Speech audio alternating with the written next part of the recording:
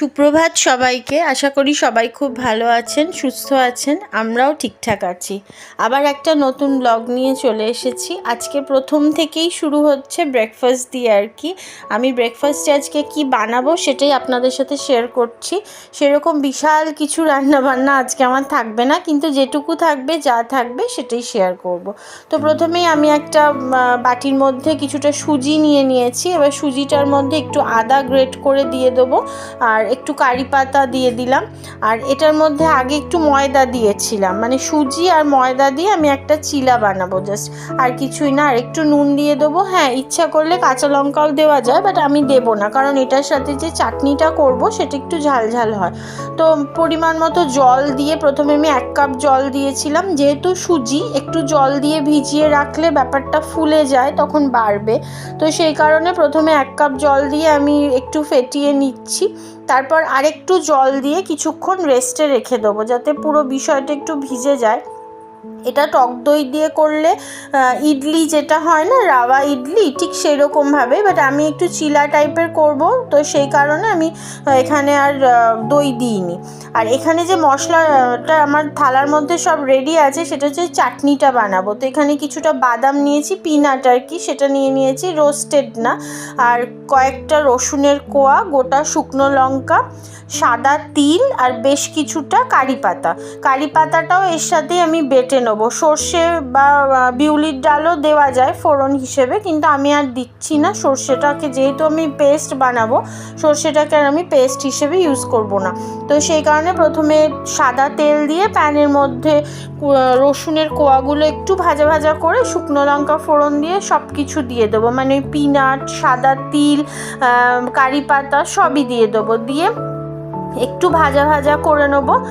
নিয়ে নুন দেব পরিমাণ মতো, খুব বেশি না, মানে নুনটার মাপটাও যেন ঠিকঠাক থাকে, তো সেই অনুযায়ী দেব। দিয়ে একটু ভাজা ভাজা করে নিয়ে এটাকে আমি সাইডে রেখে দেবো ঠান্ডা হওয়ার জন্য, কারণ এটা যেহেতু মিক্সিতে পেস্ট হবে, সব কিছুই মানে দিয়ে পেস্ট করব। আর এটায় ফোড়ন আলাদা করেও দেওয়া যায়, মানে পরে কারি পাতা, সর্ষে, শুকনো লঙ্কা ফোড়ন হিসেবে ওপরে একটু ছড়িয়ে দিয়েও চাটনিটা করা যায়, বাট আমি একসাথেই পেস্ট করে করি। আলাদা করে ফোড়নের কারি পাতা মুখে পড়লে অসুবিধা হয়, সেই জন্য আর কি আমি একদম পেস্ট করেই দিয়ে দেবো। তার জন্য এটাকে কিছুক্ষণ ঠান্ডা হতে রেখে দেবো। এবার তার মধ্যে আমি এই ধোসা প্যানটা বসিয়েছি। এটা ধোসা প্যানে করলে কি হয়, খুব সুবিধা, উঠে আসে। আদারওয়াইজ যে কোনো ননস্টিক প্যানে করলেই হয়, কিন্তু আমি এটা ধোসা প্যানেই করব, যেহেতু একটু ধোসার মতোই ব্যাপারটাকে আনতে চাইছি, তো সেই কারণে। তো দেখুন কি সুন্দর উঠে আসছে। অল্প তেল ব্রাশ করে দিয়ে দেওয়া যায়। আমি পরে একটু তেলের ছিটে দিয়ে দিয়েছিলাম, তাতেই উঠে এসছে, অসুবিধা হয়নি। তো এইভাবে আমি প্রত্যেকটা চিলা একটু ভেজে নেব। ভাজা হয়ে গেলে মোটামুটি সবার একটা করে করেছিলাম, কারণ অনেকটাই বড় সাইজ ছিল, সেই কারণে ব্রেকফাস্টে এত কিছু তো হেভি লাগে না, তো আমি একটা করেই করেছিলাম। তার জন্য বেশ ভালো হয়েছিল, কিন্তু এতেও ওই যে কারি পাতাগুলো মুখে পড়েছিল না, তাতে আমার এক ছানার অসুবিধা হয়, সে বেছে বেছে খায়। তো তার জন্য আমি কারি পাতা ফোড়নের দেওয়ার ব্যাপারটা থেকে একটু পিছিয়ে যাই। এই কারি পাতাগুলোও সে বেছে বেছে ফেলে দিয়েছে। তো এখানে এবার চাটনির জিনিসটা ঠান্ডা হয়ে গেছিলো, বাদাম টাদামগুলো, তো সেগুলোকে আমি একটু এবার ভালো করে বেটে নেবো। প্রথমে একটু জল ছাড়াই শুকনো বাটবো, তারপরে একটু খাবার জল অল্প দিয়ে দিয়ে একটা স্মুথ পেস্ট তৈরি করব, আর কিছুই না। আর এটা যখন বাটবো, আমি কিন্তু ভাজার সময় কোনো চিনি বা কিছু দিইনি। অনেক সময় একটু তেঁতুলের পাল্পও দেওয়া যায়, তেঁতুলটা একটু ভিজিয়ে রেখে একটু পাল্পটা দিয়ে দেওয়া যায়, তাতে বেশ একটা টকটক ব্যাপার আসে। তারপর আমি একটু চিনি দিয়ে দিলাম, কিন্তু আমার বাড়িতে ওই যে বললাম অনেক রকম প্রবলেম কাজ করে, তো সেই কারণে আমি তেঁতুল কিছুই দিইনি। জাস্ট একটু চিনি দিয়ে এটা ভালো করে একটা স্মুথ পেস্ট বানিয়ে নেবো, ব্যাস আমার চাটনি রেডি। আর মোটামুটি ব্রেকফাস্টের প্রিপারেশনও রেডি। তো আমি স্প্যাচুলা দিয়ে একটু ওপরে ঢাকনায় যেগুলো লেগেছিল, আমি হাত দিয়ে করতে পারি না, হাতে লেগে টেগে যায়, মনে হয় অসুবিধা হয়, তো আমি স্প্যাচুলা দিয়ে ওপরে যে ঢাকনায় লেগেছিলো সেগুলো নিয়ে নেবো। তারপর একটা বাটির মধ্যে ঢেলে সার্ভ করে দেবো। মোটামুটি পুরো ডান। খুব তাড়াতাড়ি হয়েছিল, অসুবিধা হয়নি। যেটুকু ওই সুজিটা ভেজানোর টাইমটায় আমি জাস্ট এই চাটনির প্রিপারেশনটা নিয়ে নিয়েছিলাম, তাই খুব একটা অসুবিধা যে হয়েছে তা না। এমনিতেই দেরি হয় যে কোনো ব্রেকফাস্ট প্রিপেয়ার করতে গিয়েই, তো সেই রকম দেরি হয়নি, তাড়াতাড়ি হয়েছিল। তো এখানে আমি ওদের জন্য সার্ভ করে দিচ্ছি, ওরা খাবে, কেমন হয়েছে বলবে, তারপর আমি নিয়ে বসবো। তো তারপরে খেলাম, মোটামুটি ভালোই হয়েছিল, ভীষণ টেস্টি হয়েছিল, বেশ একটা ধোসা ধোসা ব্যাপার লাগছিল, হঠাৎ করে একটা ধোসা খাওয়ার মতো বিষয় হয়েছিল, দারুণ খেতে লাগছিল। কারি পাতার ফ্লেভারটা এই ব্যাপারে খুব ভাল লাগে, কিন্তু রান্নাবান্নায় কারি পাতাটা আমি খুব একটা প্রেফার করি না। তো এবার চলে এলাম লাঞ্চ প্রিপেয়ার করতে। লাঞ্চেও আজকে খুব হালকা রান্না, ননভেজ ফ্রিজে সেরকম ছিলই না, ননভেজ ছিল না বলতে চিকেন ছিল না আমার বাড়িতে, চিকেন ছাড়া মাছের আইটেম মাছ প্রচুর আছে, কিন্তু আজকে আর মাছ করিনি আমি। আজকে করব আলু পোস্ত, রসুন দিয়ে আলু পোস্ত করব, আর রসুন দিয়ে বিউলির ডাল করব, যেটা আমার বাড়িতে ভীষণ চলে। তো সেটাই করব বলে এখানে আলুগুলো আমি ছাড়িয়ে রেখেছিলাম, রেখে এবার জাস্ট কেটে নেবো। আর ওই যে বলছিলাম না আমার অনলাইনে একটা চপার আসার কথা আছে, তো সেটা এসে গেছে। এটা যে আমার কী সুবিধা হয় চপিং করতে, আমি না বটিতে কাটতে পারি না, আর বড় সড়ো জিনিসপত্রগুলো বটিতেই কাটতে হয়, বটিটা একটু ভয় লাগে, হাত ফাত কেটে আমার যায়। তো সেই কারণে এটা ভীষণ দরকার ছিল, অনেক দিন ধরেই কিনবো আর কেনা হয়ে উঠছিল না, ওই কষ্ট করেই চলছিল আর কি। তো তারপরে এটা নিয়েছি, ভালো হয়েছে, ভারী বেশ জিনিসটা, অসুবিধা হচ্ছে না। আর এখানে আমি বিউলির ডালটা ভিজিয়ে রেখেছি, একটু সেদ্ধ হতে তো সময় লাগে সেই কারণে।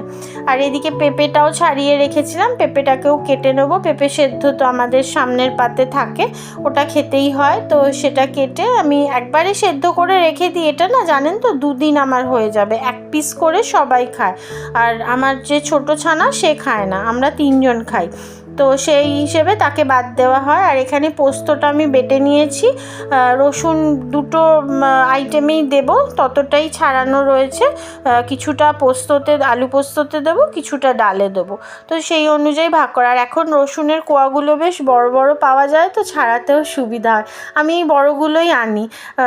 হয়তো একটু গন্ধটা কম লাগে, অনেকে বলে হাইব্রিডের রসুন বা কিছু, বাট আমার না খুব সুবিধা হয়, সব কিছু একা হাতে করি তো, যতটা সুবিধা মতো করে নেওয়া যায় নিজের মতো। আমার মতো সবাই এটাই ভাববেন জানি, যে যারা নিজের হাতে একা হাতে সব কাজ করতে হয় না, তো সেটাকে একটু নিজেদের সুবিধা মতো বেছে নেওয়াই আমার মনে হয় ভালো।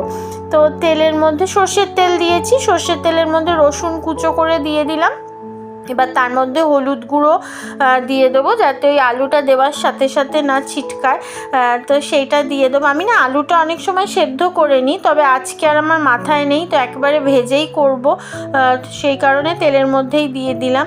এবার এটা একটু ভাজা ভাজা হবে, মানে আলুটা জাস্ট একটা কাঁচা ব্যাপারটা চলে যাবে, তারপর আমি পোস্তটা দেব। নুন দিয়ে দিলাম, নুন দিলে একটু জাস্ট মজে আসে ব্যাপারটা, নুন হলুদ দিয়ে একটুখানি রেখে তারপর আমি পোস্ত বাটাটা দিয়ে দেবো। আর পোস্ত বাটাটা না একটু জল হয়ে গেছে, আমি বড় মিক্সির জারটায় বেটেছি তো, আর অল্প থাকলে ওটা একটু জল দিয়ে দিয়ে বাটতে হয়। তো যাই হোক, আলুটা তো আমি সেদ্ধ করিনি, তো এই পোস্তর মধ্যে আলুটা সেদ্ধ হয়ে যাবে, অসুবিধা নেই। আর সেরকম কিছুই নেই, শুধু ফোড়নে রসুনটা দিতে হয়, আর বেশ কিছুটা কাঁচা লঙ্কা আমি দিয়ে দেবো। আর ওই যে বলেছিলাম কাঁচা লঙ্কাগুলো একদম ঝাল নেই, প্রচুর দিয়ে যাচ্ছি কিন্তু কোনো ঝালের কিছু হয় না, একটা গন্ধ আসে জাস্ট, তো সেটাই দিয়ে আমি এবার ঢাকা চাপা দিয়ে রাখবো। মোটামুটি এটা সিমে রাখলে ভালো হয়, একটু লঙ্কার গুঁড়ো দিচ্ছি, ঝাল ঝাল হবে, ভালোই লাগবে খেতে। তো একটু ঢাকা চাপা দিয়ে মোটামুটি সিমে এটা দিয়ে রাখলেই হয়ে যাবে পুরোটা। তো ঢাকা দিয়ে দিয়েছি, এবার এদিকে কড়াটা বসিয়েছি। আমি ডালের জন্য এই কড়াটাই পছন্দ করি, বেশ অনেকটা বড়, তো সর্ষের তেল দিয়ে দেবো, এর মধ্যেও তাই রসুন কুচো করে দিয়ে, আর শুকনো লঙ্কা একটু ফাটিয়ে দিতে হবে এটা ফোড়ন হিসেবে, তাহলেই হয়ে যাবে, আর কিচ্ছু লাগে না। আমরা জেনারেলি বিউলির ডাল মানেই আমার মা বা আমার শাশুড়িও করতো এটা, আদা মৌরি বাটা দিয়ে হতোই এটা, কিন্তু আবার আমার শাশুড়ি তো এই বাড়ির না, তার বাপের বাড়ির নিয়ম সে করতো, কিন্তু এই বাড়ির যেটা নিয়ম সেখানে রসুন দিয়ে বিউলির ডাল হতো, মানে আমার শ্বশুরের বাড়ি যেখানে সে যেই হিসেবে হতো আর কি, সেই রান্না হতো রসুন দিয়ে। তো আমার হাজব্যান্ডও এটাই খুব ভালোবাসে, আমার মেয়েও এটা ভালোবাসে, তো সেই হিসেবে এটাই হয়। আদা মৌরি বাটা দিয়ে খুব রেয়ার হয়, খুব একটা হয়ই না, ওরা বলবে ইস কীরকম যেন ফ্যাট ফ্যাট করছে, ভাল লাগছে না, তো সেই কারণে এটাই করছি। ভালো হয় জিনিস, মানে খেতে যে খারাপ হয় তা না, একটা বেশ স্পাইসি ব্যাপার থাকে, লঙ্কা টঙ্কা দেওয়া থাকে।